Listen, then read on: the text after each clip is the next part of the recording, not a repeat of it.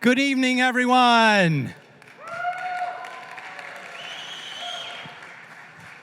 I'm Danny Warshay. I'm the executive director of the Nelson Center for Entrepreneurship, and I am so excited to welcome you to the 6th annual Brown Venture Prize Pitch Competition Pitch Night. Thank you all for coming. I hope you enjoyed seeing some of the past winners scroll through. It's really amazing what this event through the years has catapulted teams forward. I was told anecdotally that in aggregate, the teams that have won this competition over the past 5 years, and remember, some of them are social ventures, nonprofits, all very worthy, scaling in their own ways, but the teams in aggregate have raised over $60 million in venture capital and other investment over just the last few years. So let's give those who are here today and from past a big hand. That's what's at stake tonight, a catalyst to get these teams moving to the next stage, to scale. Those of you who are familiar with our events will laugh a little bit because you'll predict what I'm going to ask right now. But I want to ask the same question I always ask when I welcome you all to our Nelson Center events. For how many of you is this your first Nelson Center event? Raise your hand high. Wow, so wonderful to see that. A special welcome to all of you, and I hope this is definitely not the last Nelson Center event that you'll attend. And why do I ask that? It's not just because it's my normal routine. It's because, for one, I'd like to welcome you all, and I hope you will feel welcome. I hope you'll feel part of the Nelson Center family. I hope you'll come to other events. You'll participate in all sorts of ways. And I think it is indicative of entrepreneurship, constantly wanting to engage more and diverse groups of people from different backgrounds. I know there's some from our community, even way beyond Brown. And so a special welcome to those of you for whom this is your first Nelson Center event. As I say, I hope it won't be your last. I want to issue a special thank you to the first donors who helped us get the Brown Venture Prize started. It was a couple of my former students who you'll recognize, Luke Sherwin and Neil Parikh, two of the founders of the Casper Mattress Company, who, when they were at Brown, benefited from this kind of competition. And when we were in our little office at Hillel, even before the Nelson Center's building on Thayer Street, they came to us and they said, we really benefited from that kind of competition early in our trajectory toward what we're doing today, and we'd like to encourage you to start something like it, and we'll be happy to fund it for the first couple of years. So thank you to Luke and Neil for doing that. I'm not sure if they imagined what it would become, but thank you to them. And a really extra special thank you to Richard and Jane Katzman for their even more generous financial support over the last few years and envisioning their support into the future. So thank you, Richard and Jane. None of this would be possible without them. And of course, none of this happens. I get the limelight, literally the limelight. I'm up here on stage, but all of this happens because of our really incredible Nelson Center team. We have a small team. I think we're living what we tell our students, that they should leverage their scarce resources, build something big, and benefit from those scarce resources. And so I always say you're looking at 20% of our full-time staff when you look at me. And so the rest of the 80%, that's Jonas and Sheila and Tori and Katie. Amazing work that they've been doing all through the semester to get these teams ready. And all the teams that even entered leading up to this, we had just about 30 teams enter. And so thank you very much to the rest of the Nelson Center staff, to our peer entrepreneurs and residents, to those volunteering from the entrepreneurship program, from our Tokyo Synapse students, New England Showtime, Media Services, Abby, who used to work at the Nelson Center, is now part of Brown Events. None of this could happen without them. So a big round of applause for all those folks who made that happen. We have so much going on at the Nelson Center. I obviously can't tell you about everything. There's a very long list of events and activities, workshops, speakers, but one really special event that I want to highlight is in honor of somebody without whom none of us would be here today. I certainly wouldn't, and that's Barrett Hazeltine, who's sitting here right in the front row, and I hope we'll all thank Barrett The event that's coming up is the Hazeltine Mentorship Awards, which will be given out in later this spring. And leading up to that, we're going to be soliciting from you and others in the Nelson Center community nominees for who is worthy of winning that Hazeltine Mentorship Award. I encourage you to go to the entrepreneurship website, entrepreneurship.brown.edu, for more information on that, and also in general for all the events and other activities coming up through the Nelson Center. Let me tell you why you should stay for the entire event.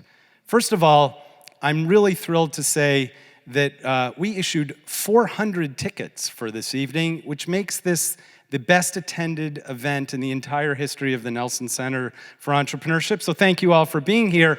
And we have many other people who are watching remotely online.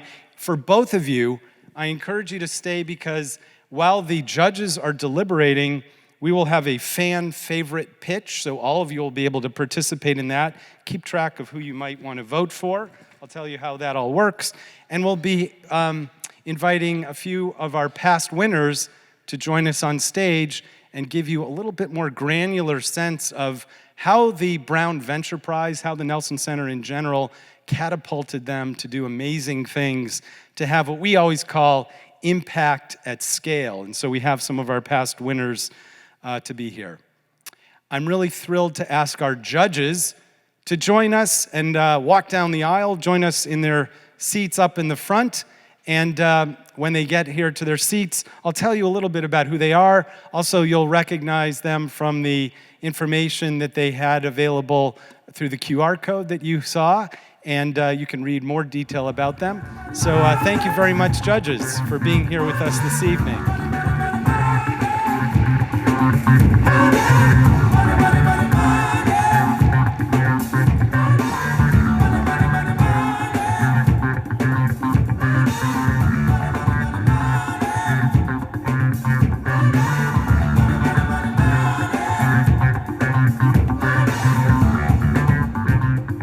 I don't know if you chose your own walk-up music, but I compliment you on it. You're not seated in the exact order, but I want to share a little bit about our judges and thank them all. Lisa Galopter, class of 91, is the CEO and founder of Tequitable. She also participated in Startup at Brown as a keynote speaker. She's been a panelist. I think that's how I got to know Lisa at first. It was during COVID. It was online, and it's nice to see you for the second year in a row in 3 dimensions. You've been a very generous mentor and in all ways supportive of our students. Evan Jackson, class of 22, is co-founder and COO of Intiscare, a name of a venture you may recognize because it's such a cool thing that Evan is here tonight. Evan is one of the past winners of the Brown Venture Prize competition when we had to shut down radically in a moment's notice in 2020. And it's wonderful that Evan is back here as a judge. So thank you very much for joining us this evening, Evan. Matt Jarvis, class of 93, is an entrepreneur, founder, strategist, marketing expert, and has also been really generous in helping to support our B-Lab students, our Breakthrough Lab Summer Accelerator students, and really great to have you engaged in all ways. Richard Katzman, I mentioned Richard a little bit in terms of his support for the Brown Venture Prize, but Richard and I go back many, many years, even well before the Nelson Center was even a concept, when the entrepreneurship program, the student-led program, was the dominant force of entrepreneurship on campus. And Richard was a seasoned entrepreneur, an investor, mentor, and had been for many years contributing those talents through the EP program to our students. He is a member of our President's Advisory Council on Entrepreneurship, and it's really wonderful to have you back with us in this role as a judge. So thank you, Richard. Jessica Murphy, class of is that the way to say it? 00, is the co-founder of TrueFit and has been a B-Lab keynote speaker. It's also your second year, I think, being a judge, and so at least your second year. And so really happy to have you back with us in person. And I know you have a very full plate managing an incredibly vibrant company, so thank you for making room for us. David Wellish, class of '92, is the CEO and co-founder of the Collage Group, and a wonderful contributor with his whole family to the Nelson Center, and really pleased to have you involved. This year, a first-time judge. I hope it's not the last-time judge, but first of many years. Jana Zweiman, class of '01, is the co-founder of the Pussy Hat Project and the founder of Welcome Blanket, two incredible ventures that I write about in my book and that you've shared details about with our students. You've been a constant contributor to our classes, to Nelson Center in all sorts of ways, and we're really proud to have you this year as one of our 2 Nelson Center entrepreneurs in residence. So thank you all, and thank you all judges. We couldn't do any of this without you. Really pleased to have you here today. I'll share with you just real briefly how we're going to conduct this. Those of you who've been coming to Brown Venture Prize know each venture who we're going to ask to come out and pitch to you will pitch for 4 minutes. There's a timer right below, and so we're going to be really true to keeping you to 4 minutes. And that'll be followed by Q&A of also 4 minutes, in which 2 of our judges will ask some penetrating questions, let's say. So now let's hear our first pitch. I'm going to ask the team from Codex to come up and pitch to our judges and to our audience. Thank you, everybody.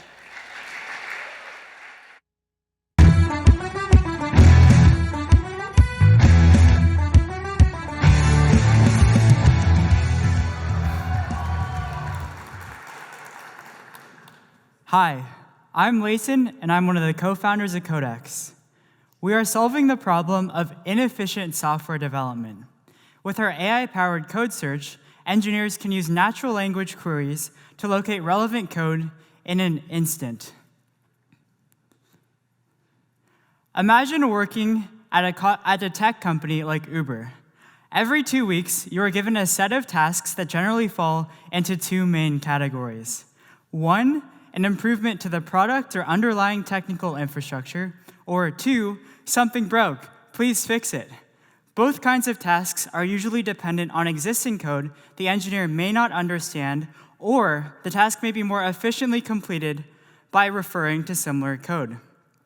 The code base you are working with looks a little something like this.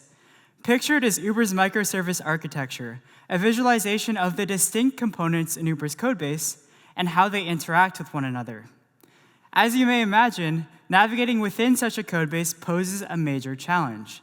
Modern-day code bases are often bloated and ripe with style and naming inconsistencies that make identifying pertinent functions an extremely painful process. This can be detrimental to the productivity of software teams and result in a significant amount of wasted engineer hours. A 2018 Stripe survey estimates that 31% of a developer's time is spent inefficiently. For any company employing software engineers, Codex's valuable code search has the potential to save valuable time and money by increasing the pace of development. Now, you may be thinking, don't companies like GitHub and SourceGraph already do this? These existing code search products rely heavily on exact keyword matches, meaning an engineer needs to know the name of the file or function they're looking for to search effectively. Natural language queries aren't possible, even partial keyword matches are unreliable, and these tools presume a level of domain expertise engineers simply may not have. Codex addresses these deficiencies by offering a more intuitive way to find code: semantic search. Our model, rooted in natural language processing techniques, understands the context and meaning of code as well as the intent of the query to deliver more relevant results. An engineer can now successfully input queries like code to download data from Free Music Archive and code to center a div in CSS using Flexbox. In addition to AI-powered code search, Codex still supports searching via keyword match. This means we're building on top of the functionality of our competitors to provide a more robust developer experience. There are around 28 million software developers globally today, and each and every one can benefit from Codex. We plan to offer low-cost access tiers for individuals. The financial core of the business, however, is an enterprise subscription model. We intend to price Codex at around $80 per developer per month, resulting in a total addressable market of $4.8 billion.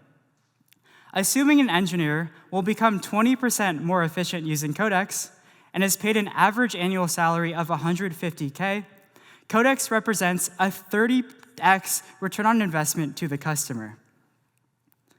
My co-founder Avik and I are the right team to build a delightful semantic search experience.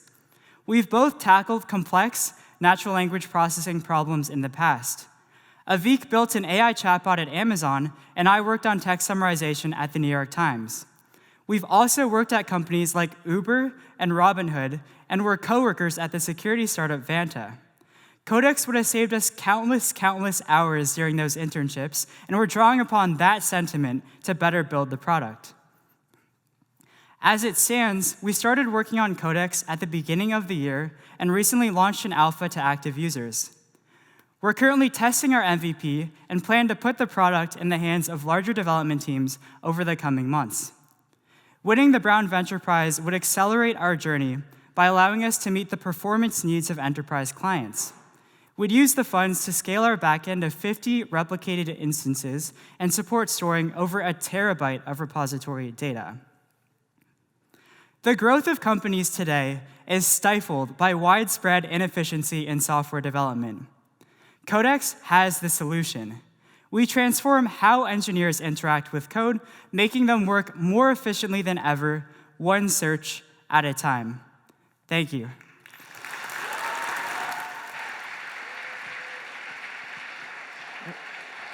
We'll now ask Jessica and David to ask a question. Congratulations on making it to the final 8. Great accomplishment. So you mentioned that you are going after, that this is a product that's going to benefit all developers. And I absolutely see the need for entry-level engineers and developers to increase their onboarding efficiency and training.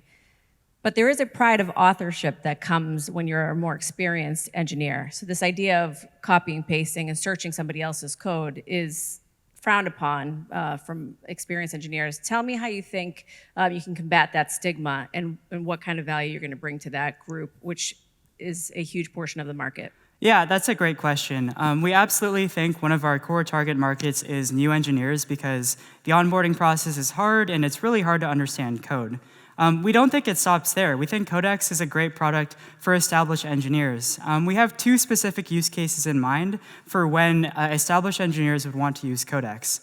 The first is when they are on call. So when they're on call, they're basically responsible for any sort of alerts or errors that are stemming from one portion of the code base. So you might have a platform team and you have one engineer who's responsible for the entire platform code base. And however experienced they may be, if a bug comes up, I think Codex can basically take them to where the bug is a lot quicker. And so they might have sort of that, like you were saying, writers' pride in their code, but there are functions of the job, such as on-call, where it makes sense to still use a code search product.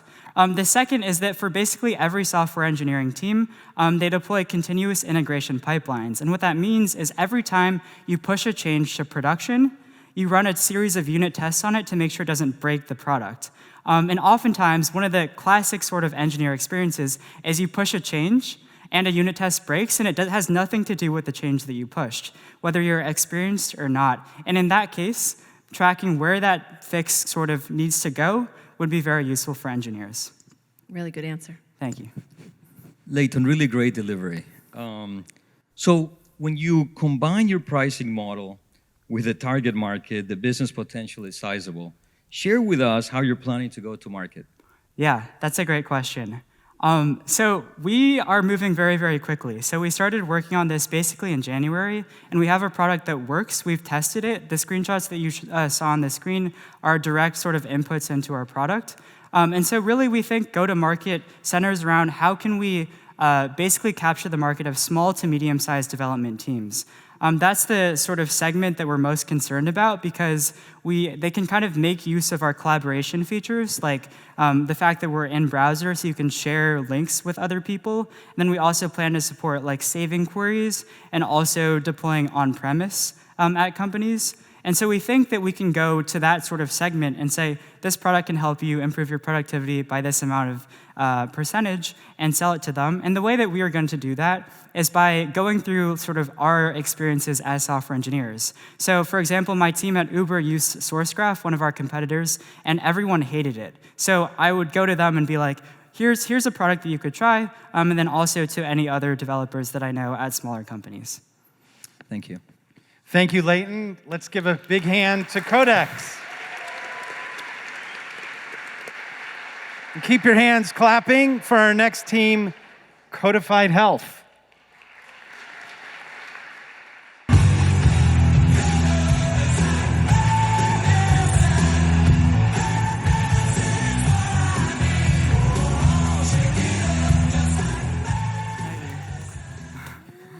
Good evening.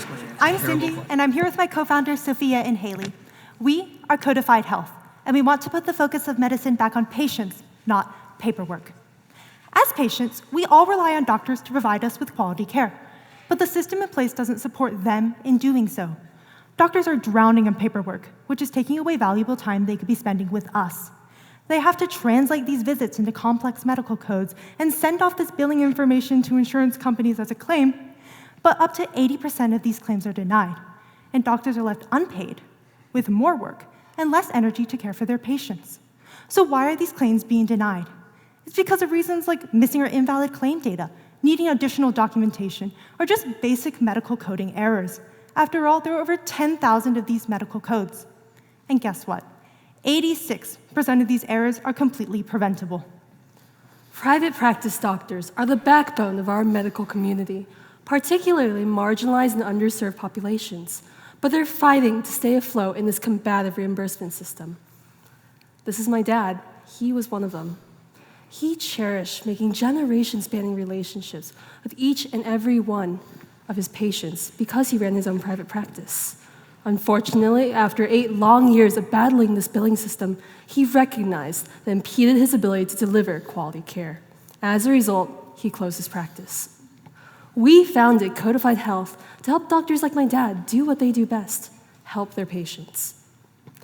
These grievances are universal, and they're shared by the hundreds of doctors and billing managers that we've spoken to. Traditional solutions are expensive, and they still make mistakes. With in-person billing costing over $60,000 every single year, and outsourcing being twice as expensive and just as error-prone. On the other hand, you have modern automated tools that claim to be able to solve this problem, but unfortunately, they just can't. Only 40% of all claim errors are caught in this manner, and there's simply so many buttons that you have to click that becomes a hindrance rather than a help. And that's where Codified Health comes in. So, how do we go from over 30 clicks to 1? It's simple. We at Codified Health have developed a solution to streamline doctors' workflows, increase their reimbursement, utilizing machine learning. How do we do so? We generate the entire billing claim, and we check each and every patient chart to ensure that it meets national quality standards. What that means for doctors such as Dr. Chen is that they generate over an additional $100,000 in net profit each year. And this number is based on our alpha testing alone, where we have been catching over 90% of billing errors. We alone focus on private practice doctors, even though they comprise over 50% of all the doctors in the United States. Our competitive advantage lies in 2 sectors, performance and economics. Not only do we simply outperform all of our competitors in terms of sheer accuracy, we also guarantee patient chart quality and generate entire claims rather than just visit codes. Also, rather than our competitors who tend to charge by percentage of revenue, we offer predictable, transparent, flat fee pricing structure that allows doctors like my dad to budget accurately. And the market size for coding in the United States is massive, with a total addressable market size over $5 billion annually. This market's only expected to grow, increasing at a rate of 24% over the next 5 years as healthcare expenses increase. Here at Codified Health, our diverse skill set includes public health, machine learning, full stack development, corporate finance expertise, and more. We have what it takes to transform the medical billing industry. We are also fortunate to receive industry guidance from several accomplished founders and mentors, as well as from our advising cohort of private practice physicians and medical billers. We've already patented our software to protect our algorithm, and we're currently utilizing over 36,000 patient records to train our software. We are conducting our alpha test with our cohort of private practice physicians. And now, here we are, tonight. We are planning to partner with some of the largest private practices in the US for our beta test. Using the Brown Enterprise money, we'll be able to take our software from our alpha to our beta and then to our market rollout in August to help doctors help patients across the nation.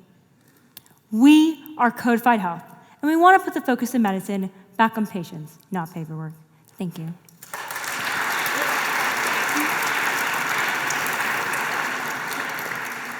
Thank you, and we're going to ask Lisa and Evan to ask each a question. Awesome. Well, first of all, thank you guys so much for coming out and pitch. It's always amazing to see the innovative work happening from you all in healthcare, so appreciate it. My question for you is around the competitive landscape, and I heard one of you all mention the challenge with the existing claims processing and billing solutions is that they just can't. I'd love to get your sense of currently what the shortcomings of the market are, and then how you guys are differentiating from that. Yeah, so this is a really good question, right? Traditional in-house and claim solutions, they use what we call as a logic system, right? A logic-based system, right? So what that means in practice, what is this? Take, for example, diabetes. If you were to go in for the doctors and you had diabetes, you're usually prescribed insulin, right? So the doctor prescribes you insulin, but forgets to note that they saw you for diabetes. That means they didn't note it in their billing. That means they don't get paid. Traditional solutions would just completely miss this. However, utilizing machine learning, we can actually catch this because we scan the entire patient chart. So we realize that, oh, you took insulin, you're on insulin, you were prescribed it, you likely were seen for a diabetic visit. And so that's how we ensure accuracy. Not only this, but we are specialty specific. We're making specialty specific algorithms that none of our competitors do because they like to focus on large hospitals and not like small private practices like we do. Thank you. Hi. Yeah, it's on. Thank you. One of the things, this is really interesting, one of the things that I'm glad that you brought up was the idea of serving underserved populations and how private practices play a role there. I guess my question is, as you think about training your AI, how are you going to account for the different demographics of patients, right?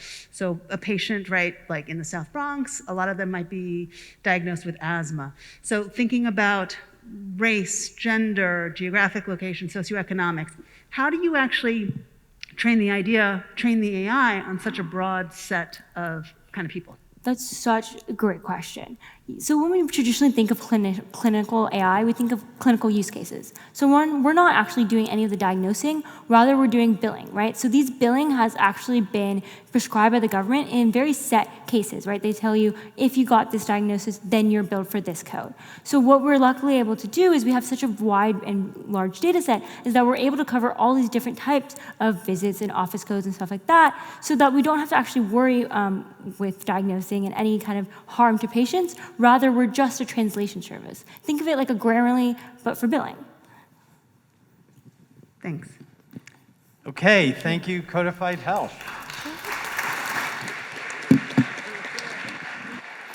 Let's welcome to the stage our next team, Ecoform.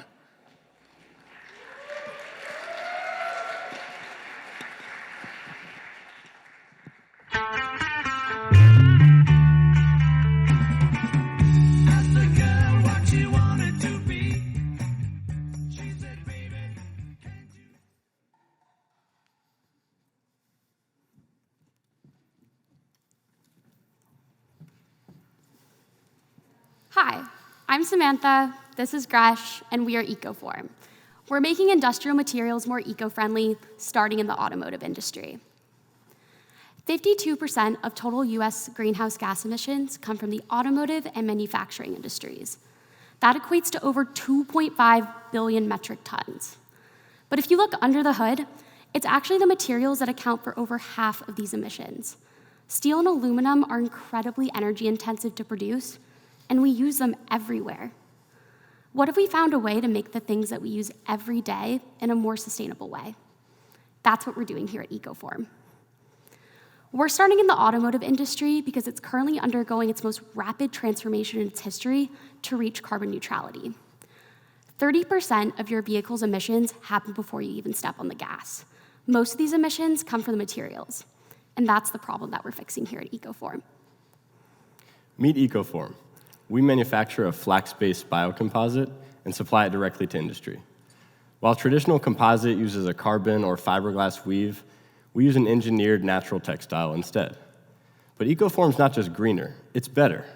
We're matching the strength and price of these traditional materials while outperforming them in 3 distinct areas. It's greener, with an 85% reduction in carbon emissions. It's also lighter, and a lighter surface means lighter subsystems like the brakes and engine, creating a multiplier effect in a much more energy-efficient vehicle. And lastly, it's safer, with a less toxic method of production, and similar ratings and crash tests, although with fewer sharp edges. But most importantly, it's not just hypothetical. Brown's own formula team is using our biomaterials for its 2023 car, and here's our prototype. We'll take this car to the league's main event in Michigan, the automotive capital of the US, where teams from across the country come to fight for not only lap times, but also approval from the event's judges, who are automotive executives from companies like Ford and GM that are desperate for more sustainable materials. But don't just take our word for it. We've spoken with industry professionals who are quite clear that more biomaterials are a top priority. To grab the attention of these large automakers, we'll start by sponsoring motorsport teams as most innovation starts on the track. From there, we'll move into consumer cars and passenger vehicles with our long-term goals set on aviation, marine, and even beyond transportation, as the global composites industry is an over $90 billion mature industry and is growing 15% every year. We're capitalizing on this window of opportunity after seeing a trend arising overseas. Companies like BMW and Porsche are funneling millions of dollars towards similar biomaterials. We know that the US lags behind these European trends by several years, and also that US automakers like to source domestically, which gives us a leg up against any European competitors. The Brown Venture Prize will allow us to capitalize on this window of opportunity. We're going to put the prize towards patenting our material and sponsoring motorsport teams to market our material. And it's going to give us major credibility in front of venture capitalists. And we're the right people for the job. I'm a senior at Brown studying sustainable development and entrepreneurship. I'm a RISD industrial designer with experience in sustainable manufacturing. And we have a team of advisors to help us sell and patent this material. The Brown Venture Prize will better position us for our formula race in May, onto Series A funding in 2024 for scaling and beyond. We are Ecoform. Join us in lessening the carbon impact of your vehicle.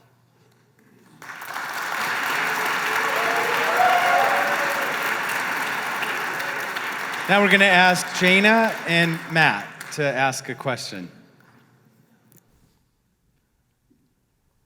Is it already on? You're on. Okay, there you go. Congratulations on being in the top 8. This is really exciting.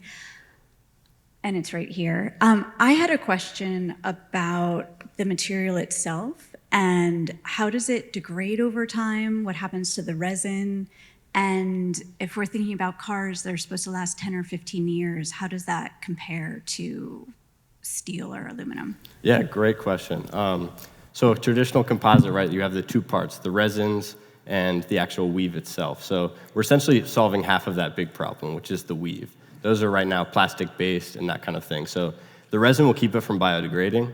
The original material is just plant fibers, kind of engineered to be more special and have higher strength. And as far as cars as a whole, these surface materials are usually coated as well. So you're thinking like paints or other surface treatments on top of these, which will make them last, just as long as they need to. As far as end-of-life solutions, the one company that is producing a similar material has figured out an end-of-life recycling solution that can grind these natural fibers, actually reuse them for a new composite material. So we're planning to do something like that. Hopefully that answers your question. Thank you.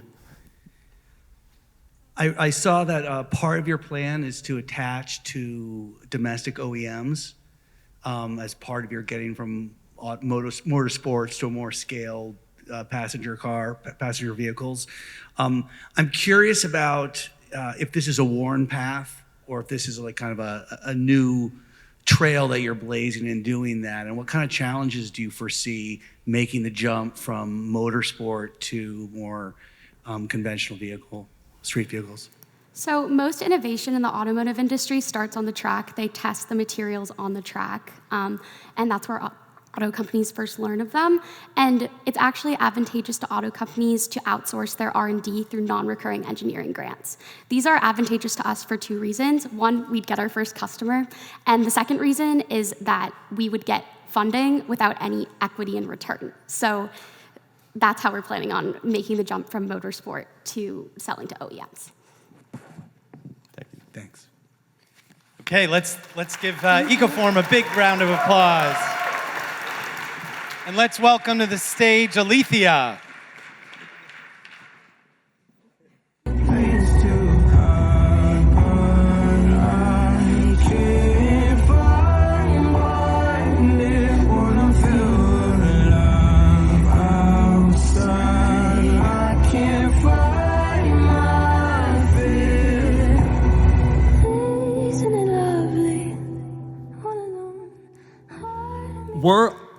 We're Alethea, an ML platform to predict complications of pregnancy. Now, bleeding during your pregnancy kills hundreds of thousands of our mothers each year and poses a multi-billion-dollar challenge to the healthcare system. Yet despite this, over 60% of our moms never needed to die. And the reason the CDC cites for this is because we lack the technology to be able to predict who's likely for these major complications. And as a result, have poor resource allocation for our moms that truly need it. To gut check this, Rishik and I spoke to over 80 obstetricians across 5 countries and asked them all what their biggest pain point was as it pertained to their patients' health. And the overwhelming majority pointed us in the exact same direction, with 100% of doctors responding that earlier knowledge of risk would dramatically improve their clinical workflows. Now, in the status quo, the most common predictor is just clinical judgment. It's biased against minorities subjectively, and it varies widely with location, having about a 40% accuracy in the US and as low as 3% accuracy in African countries. In some developed settings, you have these pointless rubric scoring systems where you're adding up all these criteria to see if you're above a certain threshold. But again, these are only 50% accurate, missing for 1 in 2 women. Lastly, all models are limited by the inherent limitations of medical data. If only 1% of your patients bleed, your models are biased towards predicting no. If only 10% of your patients are Black, your models fundamentally perform worse for Black patients than it does for white patients, which is unacceptable from a lens of health equity. We resolve this by using state-of-the-art machine learning models adequately equipped for medical data's distribution. We train these models on over 10 million patients, exceeding a 90% accuracy rate. And lastly, our patent-pending proprietary secret sauce here is our generative neural networks that we use to generate augmented data for the minority class, like the 1% of bleeding patients or 10% of Black patients. This helps our model perform drastically better in these cases and has far surpassed the current gold standards in the clinical space to date. Now, despite 99% of hemorrhage deaths happening in low-resource regions like sub-Saharan Africa, no existing models have ever been prospectively tested in African countries. Most models require invasive blood biomarkers and expensive lab tests that are wholly inaccessible. This is why we use point-of-care variables, things like your clinical history, your demographic information, like your age or smoking status that you know right off the top of your head at your first visit to the doctor, to generate instantaneous risk scores for major complications. This allows doctors months in advance to clinically intervene. For example, by having typed in cross blood ready before labor even begins, reducing time to blood from 2 to 6 hours down to less than a minute. We have launched multi-center prospective clinical trials across 15 sites in these 5 countries around the world. And our users love us. Here are some of the women that have gone through our question flow, and we've been able to accurately predict complications of pregnancy for hundreds of women just like them, having the potential to save their lives and save their hospitals millions each year.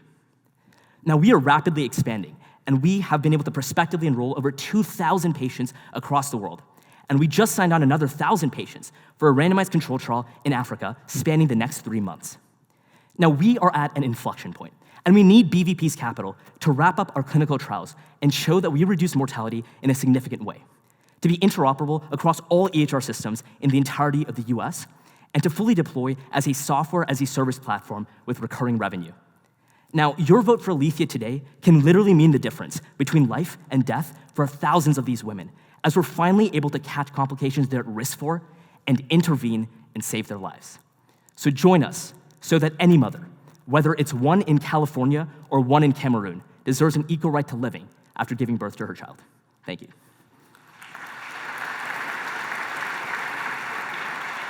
Now we're going to ask Richard and Evan to ask a question each.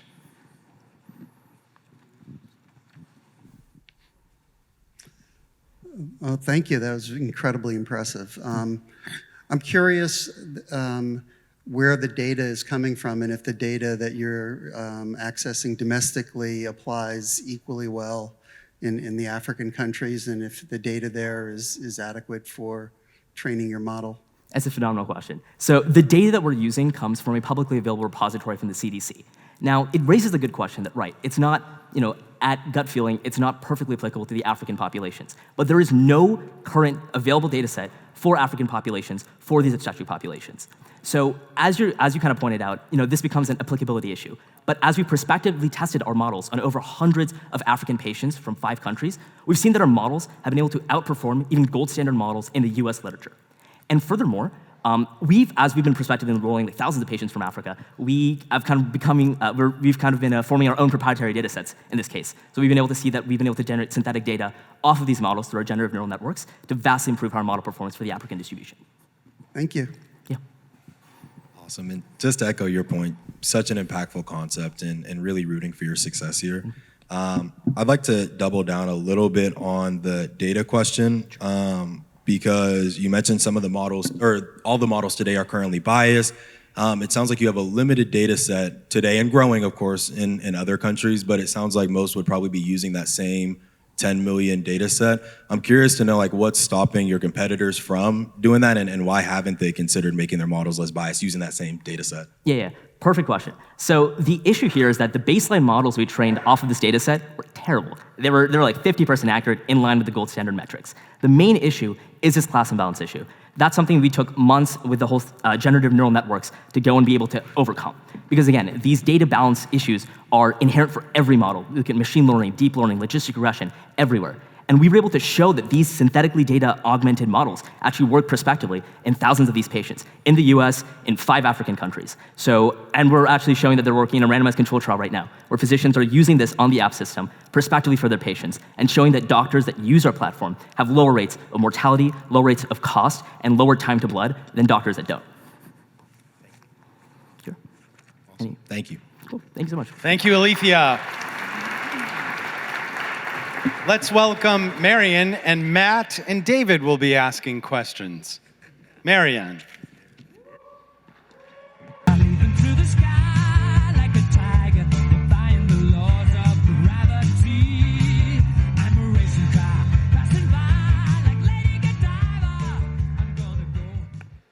We are Marian, and we provide non-technical retail investors the power of algorithmic investing.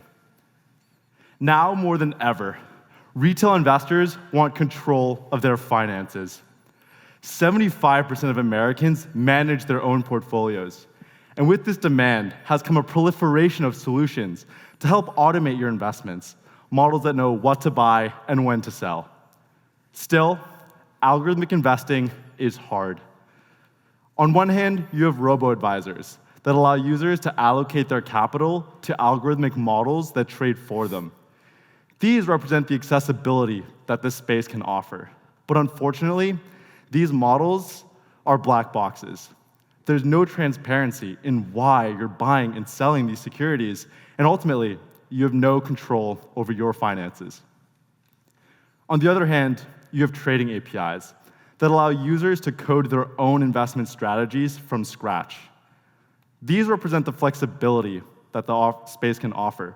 But unfortunately, they require an immense amount of domain knowledge and technical expertise that a majority of retail investors do not have. Today's solutions are mutually exclusive, and by choosing one option, consumers are inherently trading off the other. Marion takes the best of both worlds, harnessing the power and flexibility of trading APIs and making them accessible to all investors. With our no-code strategy editor, you can build your own investment strategies based on market data, news data, and social media data. Here's an example of a strategy built on Marion that trades based on two conditions.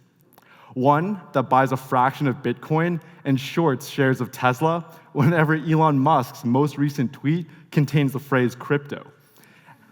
And another that buys into the NASDAQ 100 and S&P 500 indices whenever the President of the United States' most recent tweet is of positive sentiment. With our market simulator, you can test your investment strategies on up to 20 years of historical data on your mobile device in a matter of seconds. Every hedge fund tests their investment strategies before allocating their clients' capital to that strategy. Yet this type of technology has not been made readily available to the non-technical retail investor until now. Our library consists of dozens of pre-built algorithmic trading strategies that are well studied in academia and well used by asset managers looking to gain an edge in the market, and that you can allocate your capital to immediately. All of this is free and powered by our brokerage business model, used by firms like TD Ameritrade, E-Trade, and Robinhood. For example, Robinhood users pay $0 to trade on the Robinhood platform. And yet, Robinhood earns on average $100 in revenue per user per annum, with 90% gross margins. That's more than an annual subscription for Hulu or Disney Plus, and yet Robinhood's users aren't paying a dime. That's the power of the brokerage business model and what's known in the industry as payment for order flow. Our founding team is strong. We both have the relevant experience in quantitative finance, building and using these technologies at quant hedge funds and market makers, so we know what to build, but also the technical expertise in software engineering and data science, so we know how to build it. We are Marion. If you share our vision for democratizing the active investing space, please come find us after. Thank you.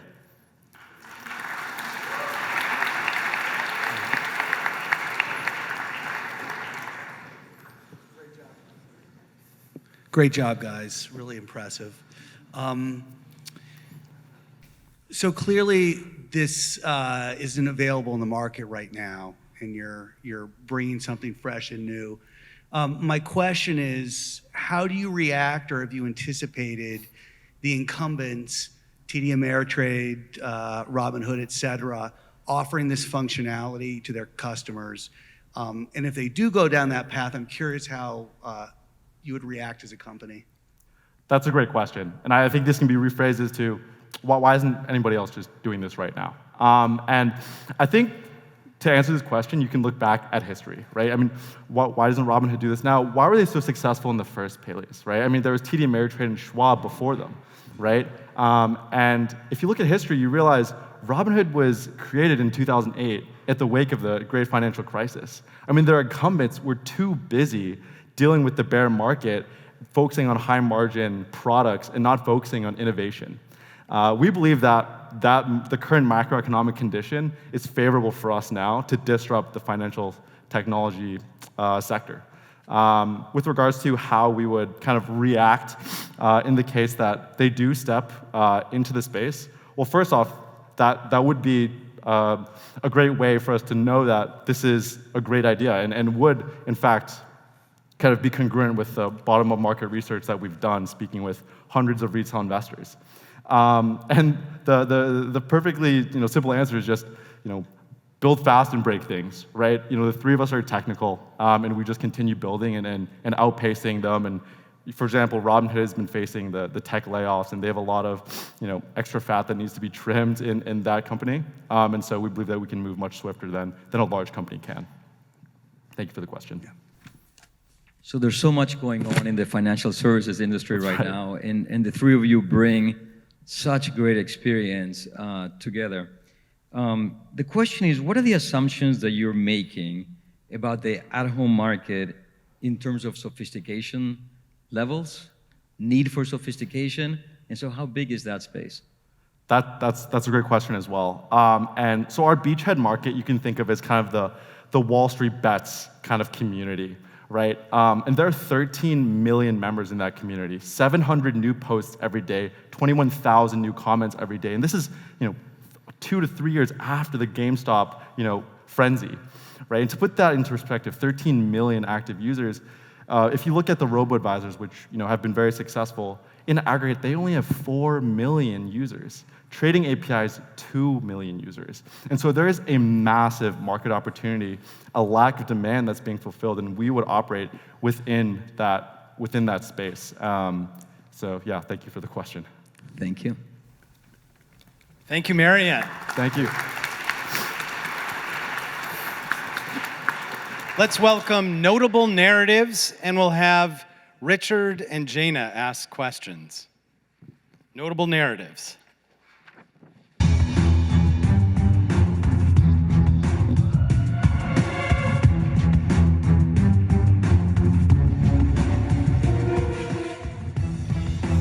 Hello, everyone. My name's Cecile Schrader, and this is my co-founder, Brandon Aventano, and today we're here to pitch our nonprofit, Notable Narratives, which connects first-generation low-income high schoolers to first-generation low-income college students for completely free college advising.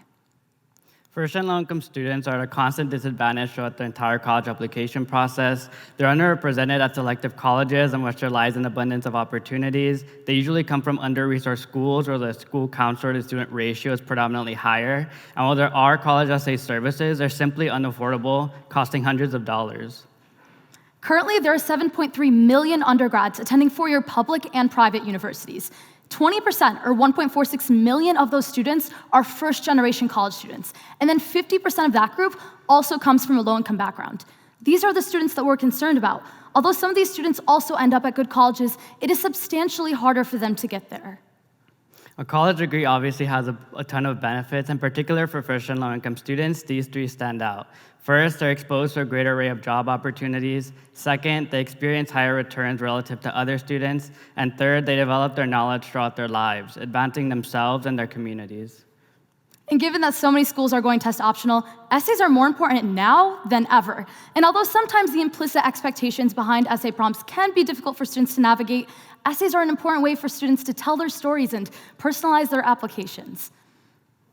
And that's where we come in. In the fall of 2020, we started Notable Narratives. Our organization provides free personal essay mentorship to first and low-income high school seniors and college transfer students with current first and low-income college students.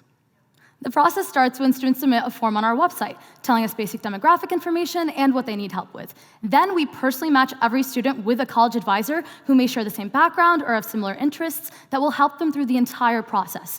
Our students are helped from start to finish, and the advisor meets them wherever they're at, whether it's in the brainstorming stage or right before they hit submit. When they applied to receive help from Notable Narratives, students collectively expressed not feeling supported throughout their college application process, struggling to write about their experiences, and lacking the confidence to apply to selective colleges because of the daunting number of essays. After students received help from Notable Narratives, they felt much more confident in their essays and their overall college application process, and especially appreciated how not only was it free, but their advisor was also first and low income, a level of understanding they couldn't find elsewhere. Since our launch in August 2020, we have helped 1,565 first and low-income students get into college. And 96% of those students said they would very likely recommend our organization to someone. And here, you can see some of the amazing schools that our students have gone into. Now, given that we are a nonprofit, our business model centers around sustainability, which we hope to achieve by applying to educational grants, fundraising with philanthropic support, and also partnering with school districts to charge $15 per student that we assist. All of this is extremely important because currently our advisors are working for free.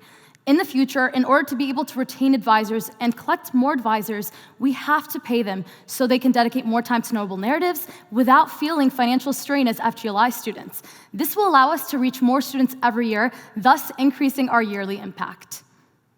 Coming from first and low-income backgrounds and immigrant parents, Cecile and I are incredibly passionate about advocating for and advancing equitable college access to first and low-income communities. As we think ahead in the short term, we really want to start paying advisors, offer a more streamlined process for students to engage with advisors, and in both the medium and long term, we really want to source and foster permanent relationships with philanthropic organizations and school districts, and BVP will help us achieve these goals. Thank you all so much for listening, and please help us advance students' notable narratives.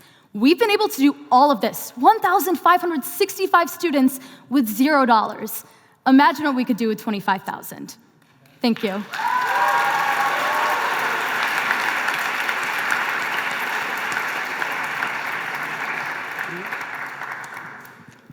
Congratulations on being a finalist here, and it's very impressive.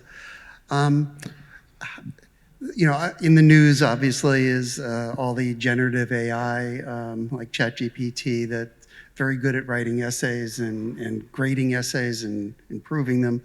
How do you see the opportunity to leverage what you're doing using a tool like that?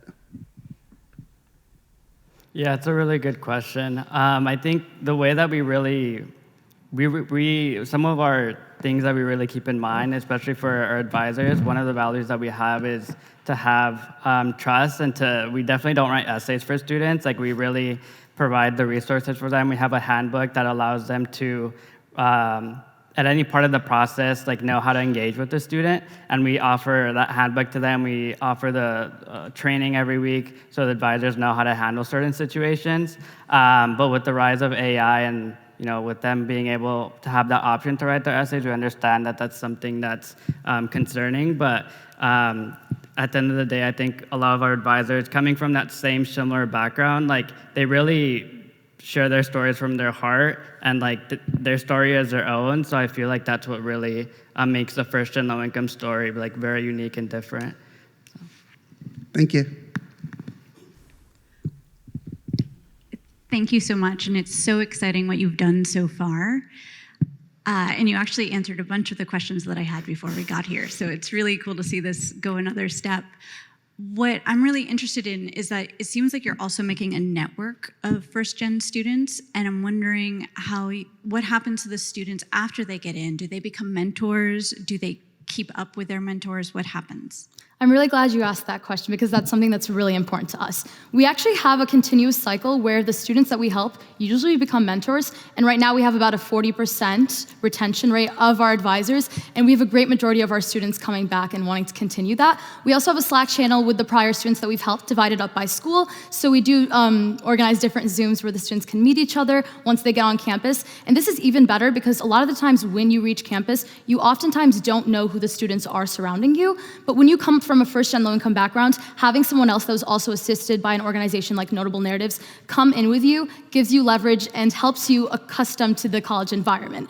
And there have been so many studies talking about how first-gen low-income students have so many struggles when it comes to going to college. It's not just about making sure that they can afford to get there by waiving it off with financial aid. There are so many other barriers that come, and a lot of that can be found through community. And so we really want to increase the FGLI representation in the community, and that's something that we hope is going to continue with Notable Narratives going forward. Thank you. Thank you, Notable Narratives. Let's welcome the second to last team, Cecile, and we're going to ask Matt and David to ask questions. Cecile.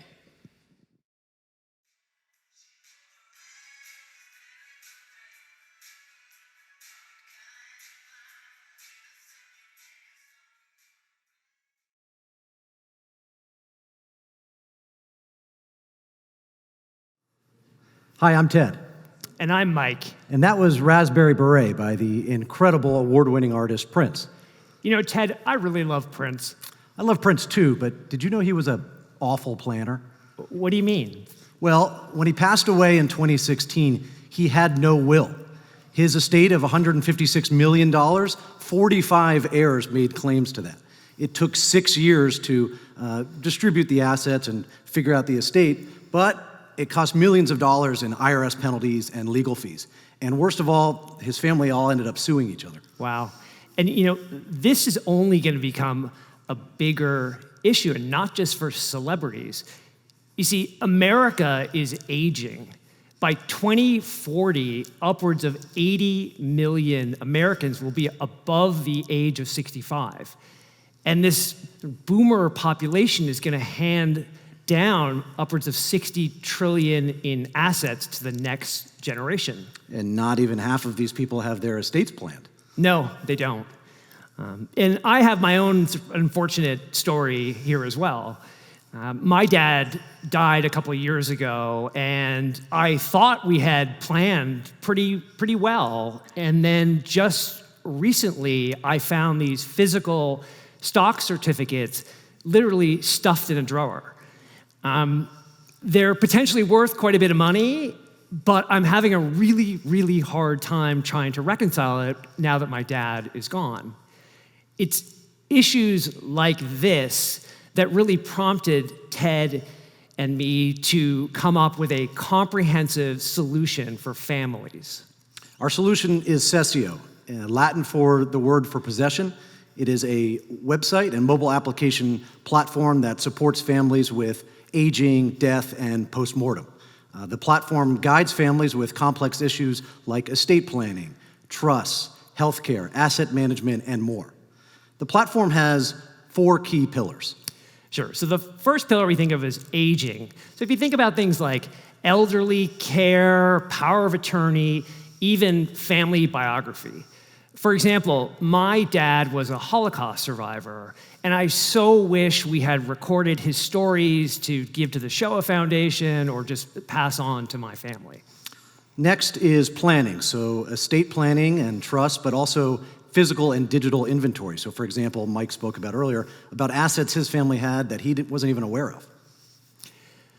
So preparation, you can think about this as documentation, asset management, even debt consolidation. It's really about getting your financial house in good order. I don't know if you followed the press about Lisa Marie Presley since she died in January, but it came to light that not only did she blow most of her savings, but she actually her estate is in massive debt, including over $1 million owed to the IRS. The last pillar is distribution, so estate execution, but also a positive way to resolve disputes. We saw with Prince's family that wasn't really possible, but we think there is a way. So, with Cessio, Mike, what are the next steps? Yeah, so the first thing we wanted to say is that some of these things that we will be able to do on our own with our own proprietary technology. So, things like wills, trusts, asset inventory, we sort of got that on our own. There are other areas that we want to be able to provide as part of this sort of one-stop solution, things like healthcare and working with the legal community. We think the better path is to partner with leading companies. We're also focused on security for onboarding our customers and storing their data. Also, we're going to need developers and marketers to build Cessio and promote it. And from there, we're planning on scaling. Cessio, planning for the next phase of life. Let's make it easy. Thank you. Thank you.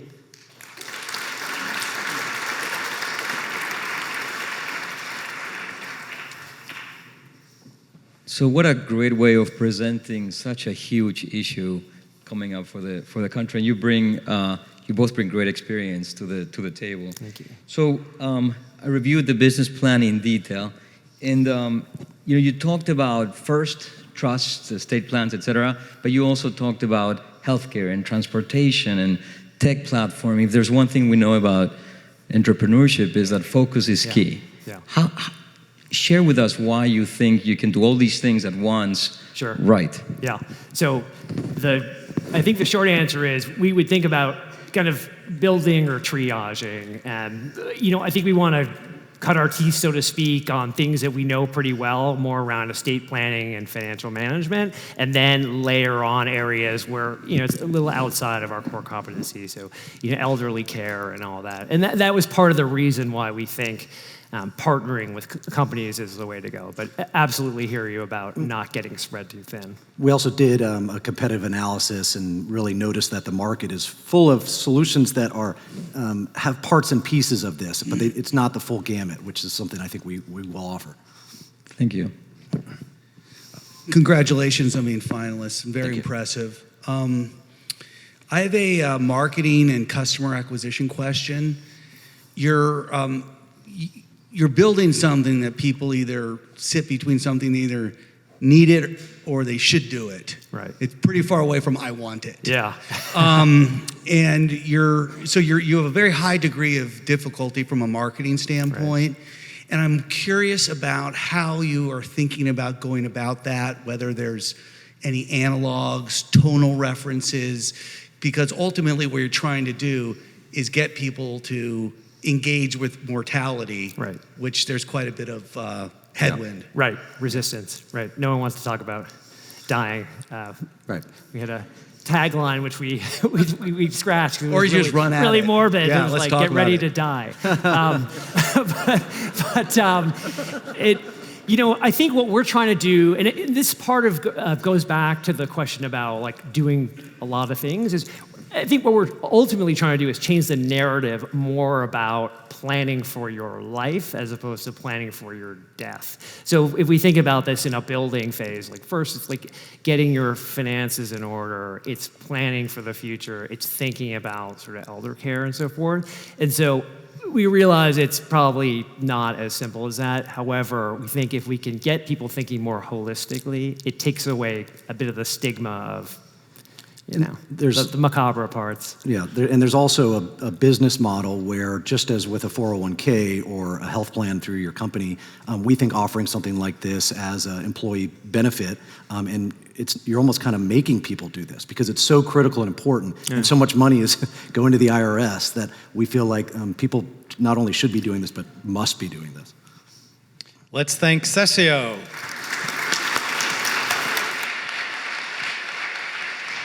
And let's welcome to the stage our 8th team, Uconomy. And we're going to have Jessica and Lisa ask questions.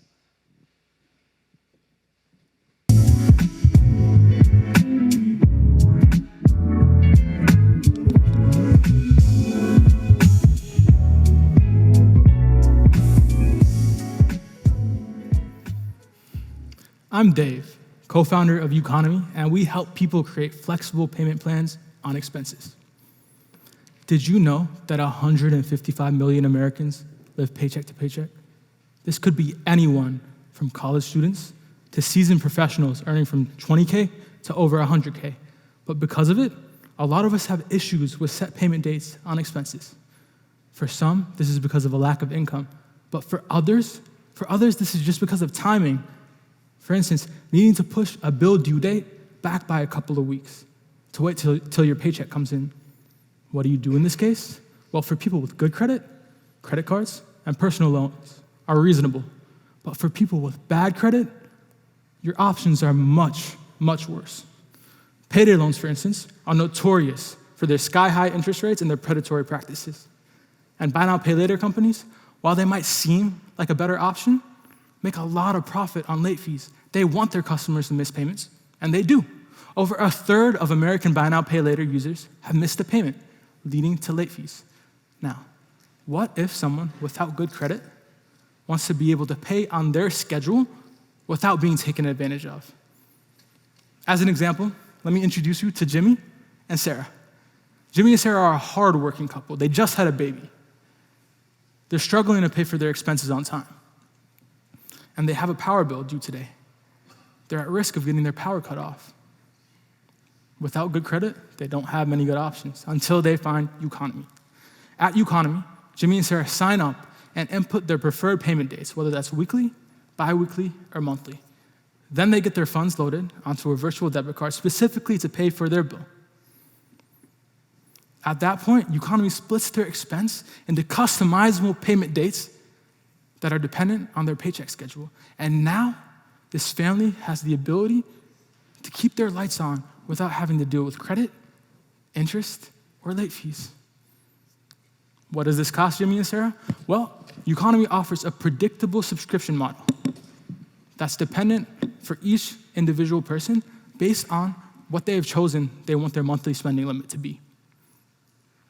Let me introduce you to the team that's helping people like Jimmy and Sarah. In the middle is me, Dave. I'm a computer science graduate student. On the left is my co-founder, Terrence. I like to refer to him as a philosopher with sales management background. And on the right is our president and first employee, Lissor. He's a business student. Now let me show you why we have what it takes to attack this problem at scale through what we've done. We've built our MVP. We've conducted multiple rounds of testing.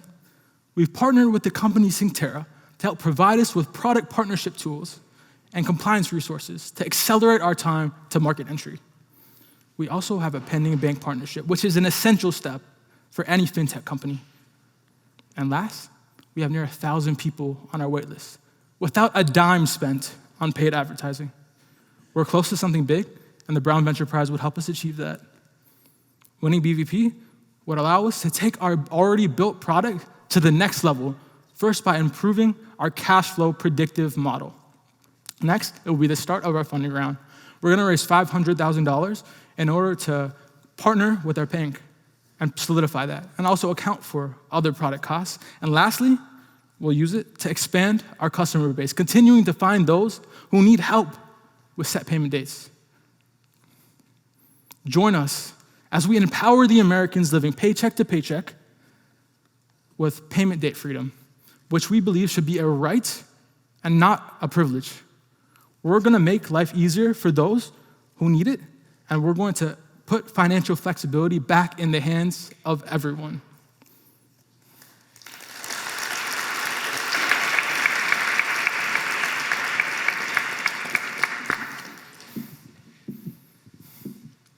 Thank you for thinking of this and working on this problem. It is super important to have experienced it. I just think it's a critical issue. I guess my question, though, is around the subscription model. So trying to understand a little bit about, right, if I'm already having trouble paying my bills, how is that gonna work for me? Like, I don't know, well, yeah, why not just a kind of a one-time fee for each individual as a percentage of what's owed as opposed to an ongoing subscription fee? How does that model work? 100%, and for a lot of people, it is gonna be a one-time fee. All it is about delaying a payment date. So if you're gonna pay it within a month, it's one-time fee because you don't have to worry about it. Now, in terms of your question about paying this amount, we realize that, and this is something that we're actively working on to push that rate down because we know that these people are living paycheck to paycheck, and every dollar means something to them. So we're trying to tier our subscription model. We go in and we predict when the amount of money they'll have, and we give them a limit, and we give them amounts of tiers which they can decide to pay for on that limit. So if they need to only borrow a little amount, they can have a smaller subscription fee. Thanks. To echo Lisa, I think this is a really incredible problem that you're solving, and one that I think really is exacerbated by the fact that it's a cash flow problem not only for individuals but also for companies. Part of it is exacerbated by the fact that most payments are due on the first of the month. And because they all are front-loaded like that, it becomes, there is inflexibility. Companies need to get paid so that they can then pay their employees, so on and so forth, and individuals can't afford to pay all their bills at the beginning of the month. So my question to you is, clearly partnership is a part of your strategy. How do you convince the economy at large to get more flexible with payments? If one of the things that, if I understood correctly, you're thinking about a bit of a staggering of payment solution. That is a great question. Thanks, Jessica. What I would say to that is one of the things that we've been doing is we've been directly working with bill providers and service providers in order to push back people's payment dates. So as we scale up, we're gonna try to start integrating with more bill providers. And this is something that we're doing on the side, but we're trying to integrate into our core product as well. So I think it starts one step at a time, honestly. We need to start convincing people and showing them, hey, if you push back their payment dates, you'll get your money back at a more effective rate, and you won't have to worry about them going into delinquency. So at the end of the day, that's what we're trying to do at Uconomy, trying to remove the constraints that payment dates set.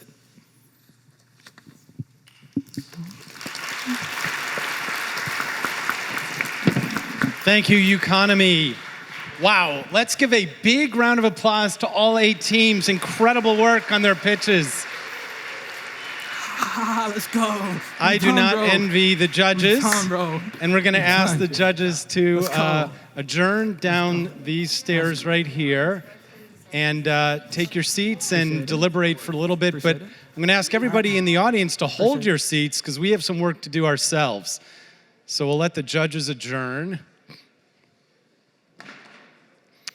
And here's where you, as audience members, both here and on our live stream, can judge yourselves. So you can pursue the URL, which is tinyurl.com/BVP2023, or you can just take a scan of the QR code, and you'll be able to contribute to the fan favorite voting, which is always a highlight of BVP. So I'm going to encourage you all to do that, and our students' teams are all going to rejoin us. So I'll give you a few minutes to do that while you're voting as a fan favorite.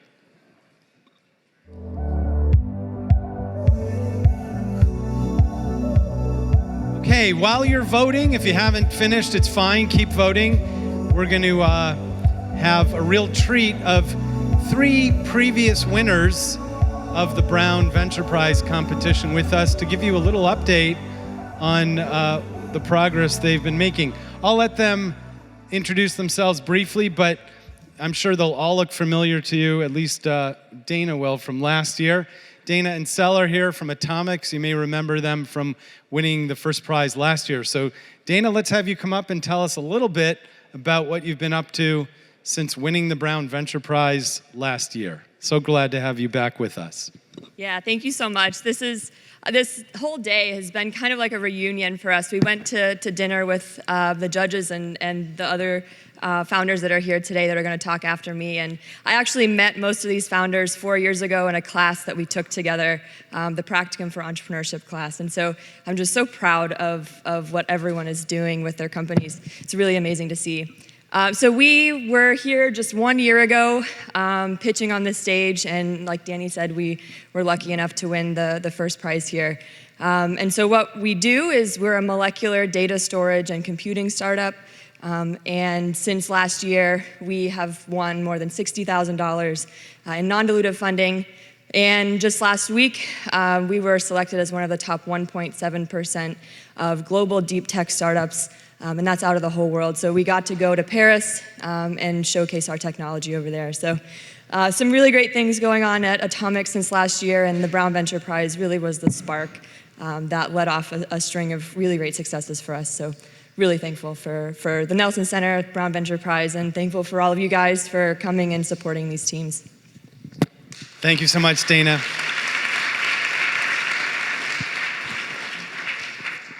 Juan. Good evening, everyone. My name is Juan Cristo. I've been leading the finance and accounting team at Intuscare for about 3 years now. Joined the team shortly after Intus placed first in the 2020 Brown Venture Prize. And I'm very excited to share some pretty exciting updates on behalf of the team.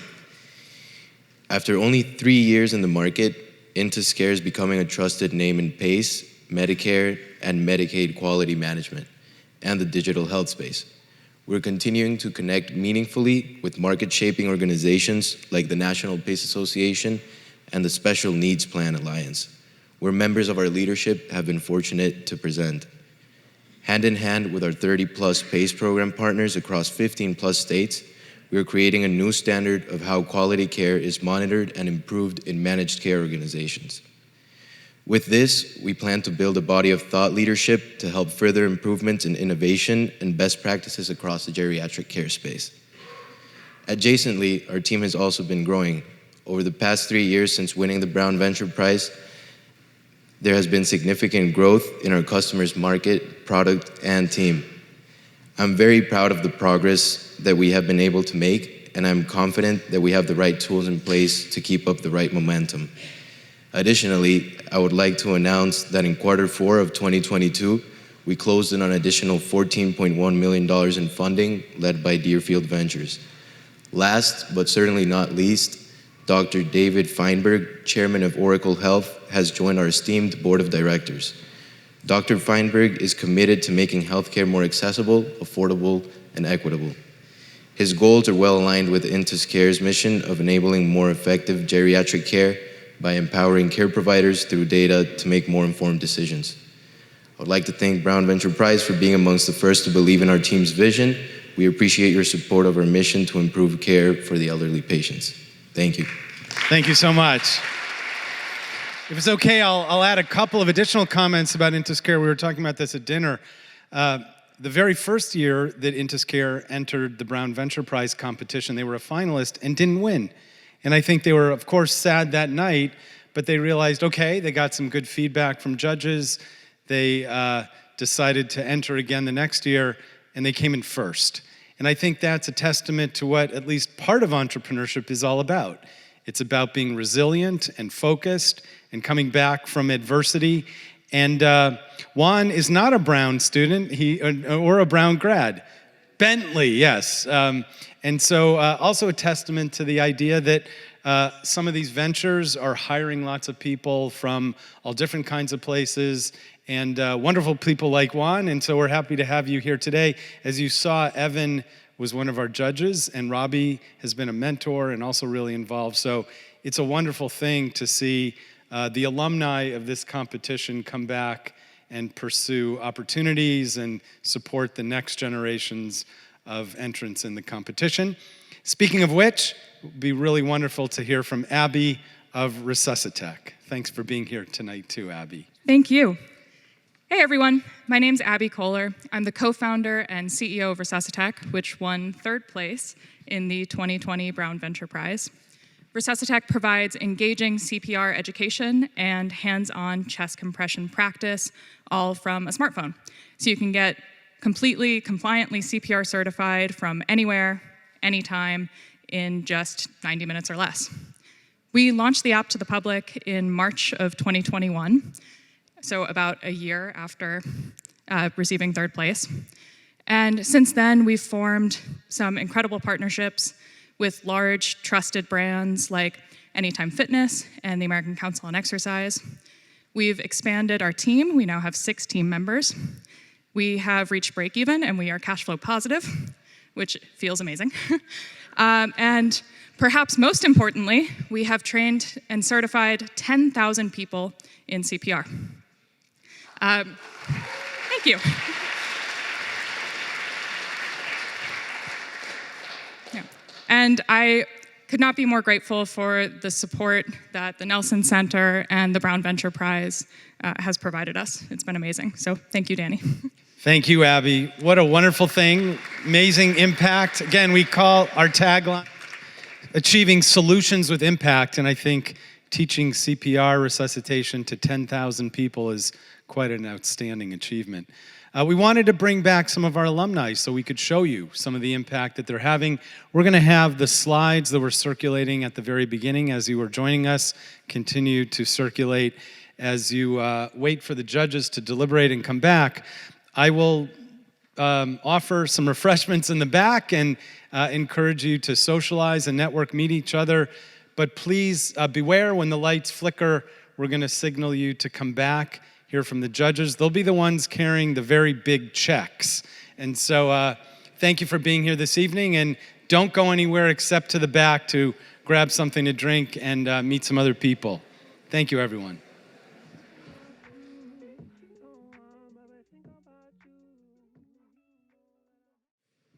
Okay, everybody, it's my pleasure to announce the winner of the fan favorite, Codified Health. And I'm going to ask Codified Health to come on up. Come on up.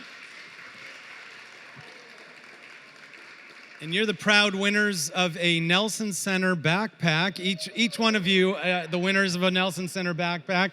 By the way, I must tell you, this is the best backpack I've ever seen or experienced in my life. So not just any old backpack. It's embroidered with Nelson Center logo and fully functional, made by a startup here in Rhode Island called NACPAC. So congratulations, but most of all for being acknowledged as a fan favorite in the 2023 Brown Venture Prize competition, Codified Health.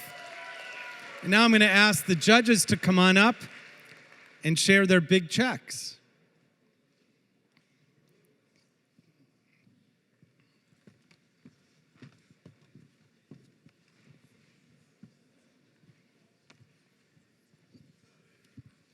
All right, so in third place, the winner of $10,000 is Marion. Congratulations.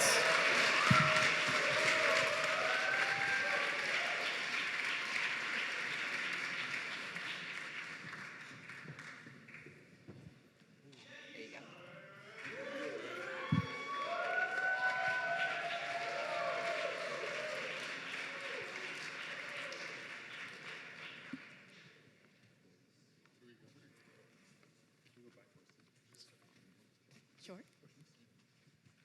Danny. Just stay. Hang out up there for pictures at the end. Okay, in second place is Notable Narratives. $15,000. Congratulations. Felicitaciones.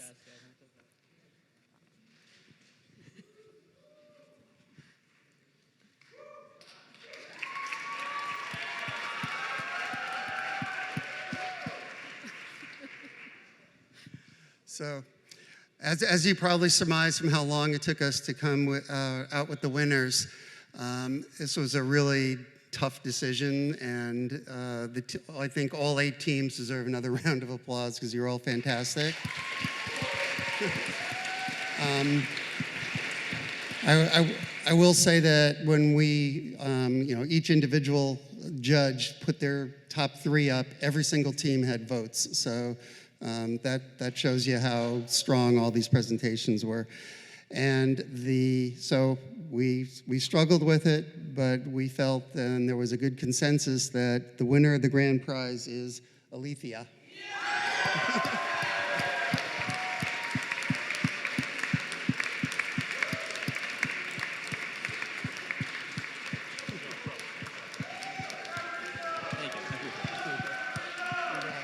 Another big round of applause for all the teams and all the 3 winners, and especially for our judges.